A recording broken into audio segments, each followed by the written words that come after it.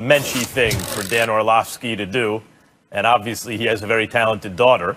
And all I'll say is I'm with you on Peterson. Stephen A. has got to get in here, but I'm with you on Peterson. The defense played their guts out. When you go for it on 4th and 14 with 8:40 to go, down 11, you're saying I'm washing my hands of this whole thing. You're trying to get out of there. And that was awful, and he didn't use the run game at all. But I'll say this, Dan. When he had a clean pocket, he had a first down on the 50-yard line. He steps into it, has a linebacker on Goddard. Yeah.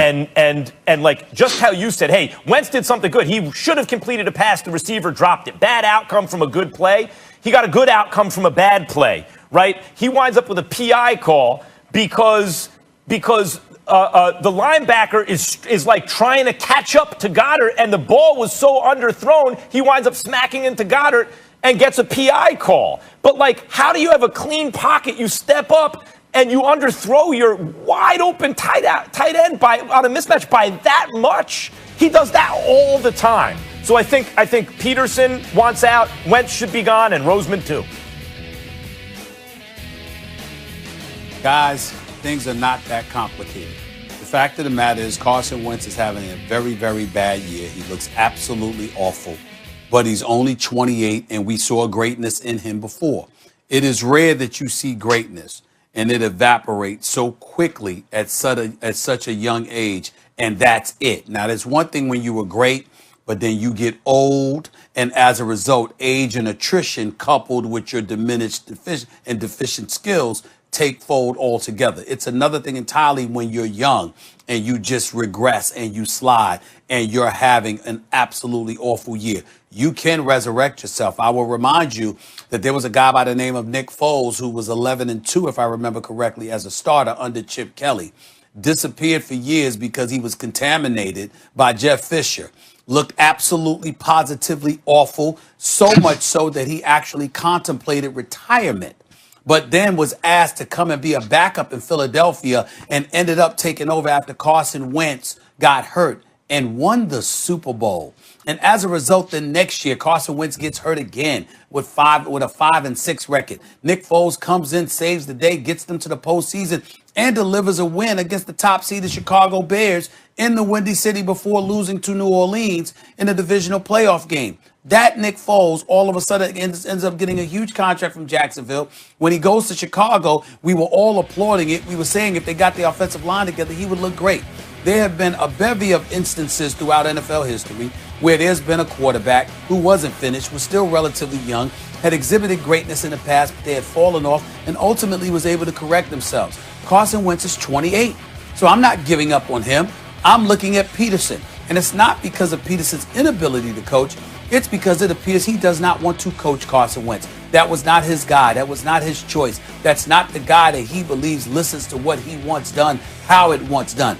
And that marriage is the problem. Even though we could point to Howie Roseman drafting Jalen Hurts, I'll reiterate what I said earlier. This is the same Howie Roseman that took over after Chip Kelly was unceremoniously exiled. And Howie Roseman takes over, and he helps guide the Philadelphia Eagles to a Super Bowl.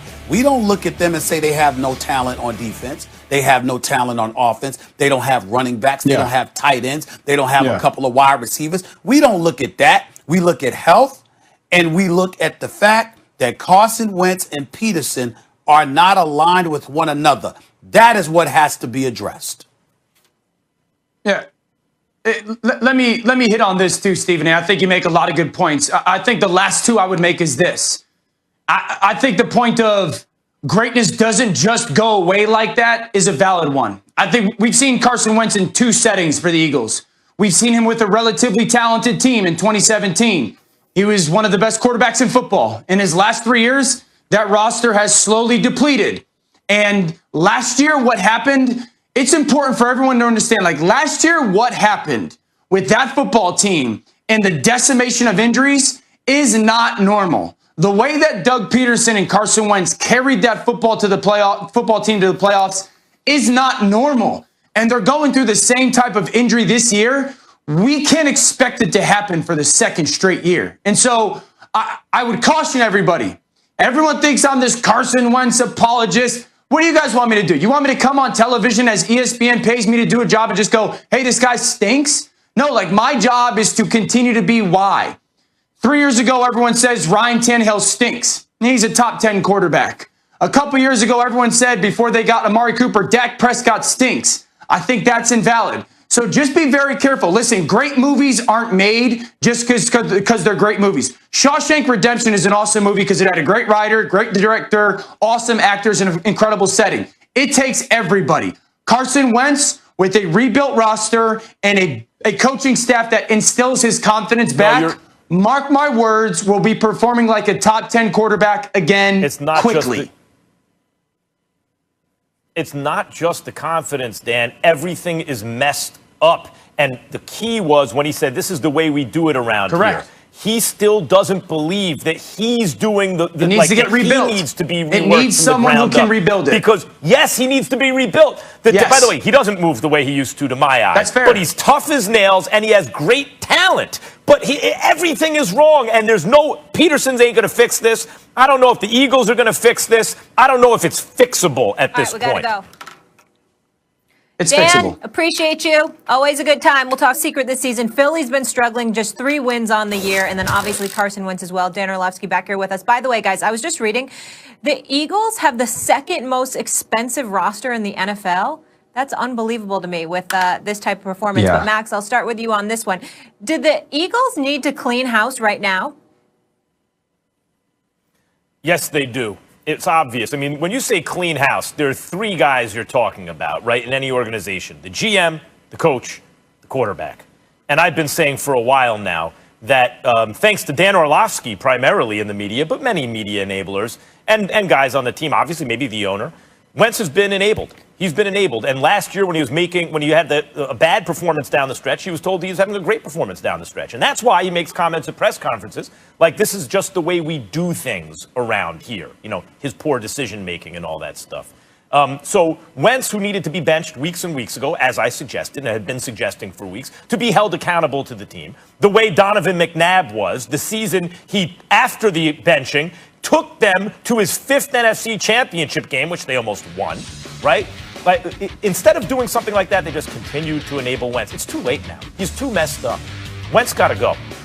He's not good. He hasn't outplayed a single opponent statistically all season. Not one. He's always outplayed by the opposition every single game. His mechanics are bad. His decision-making's bad, et cetera, et cetera. Internal clock is bad. I've been over all of this. But Peterson was also awful. And the way Peterson was coaching, it seemed to me, he's like, I don't want any part of this. You go for it on 4th down in Seattle territory when you're down 11 instead of kicking a field goal there. And I'm all for being aggressive, but there's situational football. You don't use your running backs at all. Like, I understand not using your running backs on 1st down. It's predictable and this and that. But like, you have a competent running game. You don't go to it at all. Okay, Carson, you want to run your offense? Go ahead. Here, do your thing. 3 and out, 3 and out, 3 and out, 3 and out, 3 and out. If Jalen Hurts comes in, pre-snap penalty, puts him in a hole, but he completes a 6-yard pass, which is more than twice the yards that Carson Wentz had picked up till that point. Immediately, Hurts comes out, Wentz comes in, screws things up again, right? What's that about? And then Roseman, not only the bad picks at wide out and missing the better guys and picking the worst guys, you know, I get that, but the drafting of the quarterback in the 2nd round. Roseman has not done a good job. Peterson has done a worse job. Wentz has done the worst job of all. I don't think this is fixable. You got to restart. All right, Max, this is why I love coming on, because I can absolutely stomp on your arguments right away. Cleaning house, there needs to be some type of cleaning coming up. Okay, you can't go back to last year and say Carson Wentz had good numbers down the stretch because he was beating up on bad defenses and not give him any form of credit for that. But then use last night, because I watched the start of the show, use last night's fact that he was playing against the historically bad Seattle Seahawks defense and use it against him. Can't do either of those. Number 2, you can't say that Jalen Hurts threw a 6-yard completion and it was more than double that Carson Wentz had in that moment when the first pass of the game is dropped and the third pass of the game is dropped. So, like, argument's done. Now, there's a lot of points that I want to make to the situation of the Eagles. I'll focus on 3. Do you need to clean house? The question has to come from the top of the organization and their owner, Jeffrey Lurie. Who within that organization do you believe can make you great again? Is it Howie Roseman? Is it Doug Peterson? Is it Carson Wentz? Because if you believe that one of those three, two of those three, maybe all three or cannot be great again, then yes, it's time to clean house. That is not of my belief. I still believe the quarterback can be a great player. So the cleaning house thing has to be answered with who you think could be great again. Number two, there's a big difference between a quarterback playing bad and a bad quarterback. Again, these are not excuses. These are just factual reasons. The offensive line has had 22 offensive line combinations this year. That's the most in the NFL. Not an excuse. That is a reality of this football team. They lead the NFL in drops. Not an excuse. That's a reality of this football team. Only Joe Burrow has had to throw into more tight window throws. Not an excuse. That's a reality of the football team. And they've only drafted one Pro Bowler, Molly, to your point, since 2015, and that's the quarterback. So do we think that maybe there's bad play by multiple players on the team because it's just not that good of a football team? My third point would be this. Confidence is the most important thing in life. It's certainly the most important. And confidence in yourself, confidence in the people that are around you, and confidence in what you're trying to achieve. And so you have to ask yourself, do you think that Doug Peterson is the coach that can instill the confidence back into Carson Wentz to not miss tight ends down the seam, or to not be willing to take that shot downfield to Alshon Jeffrey, or to not pull the trigger to Rager 2 weeks ago against the Browns? Because if you don't think Doug Peterson's that guy, then yes, it's time to clean from the head coach. Or do you think that they've taken a player that some people, and Max, I know that you're one, thought that this guy was a Patrick Mahomes, a Deshaun Watson, a Matthew Stafford type of talent, and turned him into David Carr looking type of player right now? Because they need to instill that back in this kid. This organization right now has philosophical problems. They have schematic problems. They have systemic problems. They have evaluation problems. Got a quarterback and they have problem. Practice problems. We can pin it all we want on the quarterback. Have fun with that. But I will tell you this, Max, for everything that I would say about the organization, listen, man, you and I have gone back and forth on this a lot. My daughter's 4 years old, 5 years old. Her name is Lennon. She had to do this project, right, where she had to find a bunch of L words because she's learning how to spell and, find out what letters are and sounds. So she had to do a bunch of L words.